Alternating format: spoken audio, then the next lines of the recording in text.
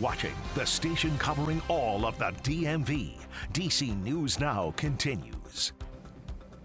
We continue now with a look at that November rainfall. Yeah, we haven't seen much. It's been a very dry start to the month of November. We actually had to go back to early October for the last time we've seen measurable rainfall. Yeah, that was 35 days ago. So yes, we've taken the top spot now, 2024, with the most days consecutively without any rain. We took that top spot away from 2007 that had 34 straight days without any rain. 1995 saw 33 days. Meanwhile, rounding out that top five, 1901, 28 days without any rainfall. We'll likely be adding a couple more days to that if we do not receive any measurable rainfall out there for the day today. It's looking less likely out there. Really not seeing much rainfall out there right now. Just a few light sprinkles back out towards western Maryland, parts of the eastern panhandle. And we're already starting to notice that cold front continue to slide its way farther south and really taking much of that wet weather with it. Out there right now, we're seeing a bit more of some precipitation back over towards Kentucky. It looks like it will clip just down towards our south. So most areas today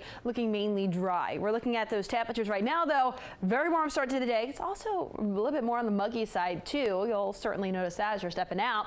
Temperatures are starting off in the upper 50s to low to mid 60s. And then eventually we'll see those temperatures climbing into those mid to upper 70s. Still looking like those clouds will be sticking around through much of the day again. But it looks like yesterday, we did see some record-breaking warmth. 83 degrees was that new record for November 6th, replacing that old record of 80 degrees set back in 2015. Today, we'll likely not be breaking any records, but it'll be close to what we saw for Tuesday when we saw high temperatures into those upper 70s. Then for the weekend, we'll be feeling a little bit more like what we saw on Sunday and Monday with those high temperatures much more seasonable into the lower 60s for this upcoming weekend.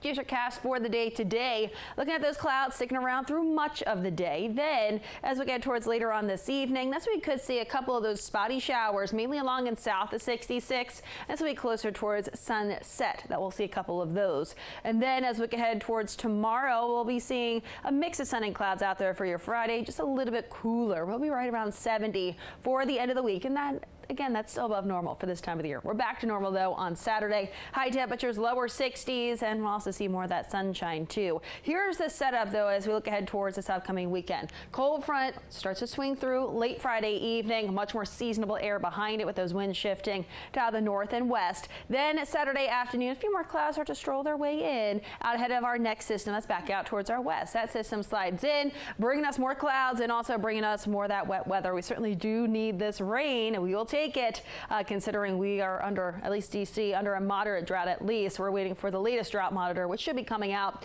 within the 8 o'clock hour. Some rainfall totals that we could see through Sunday. Again, not too much, but at least it's something. We're talking about at least some measurable rainfall and at least about 1/4 of an inch for much of the area. And we'll likely be adding to these totals as we look ahead towards Monday on Veterans Day. Still a few lingering rain showers, at least in the morning. Then we should be dry out there for Tuesday and Wednesday, and we'll be back in those upper 60s both of those days. Shanika's back. Another check of those roadways. What are you seeing?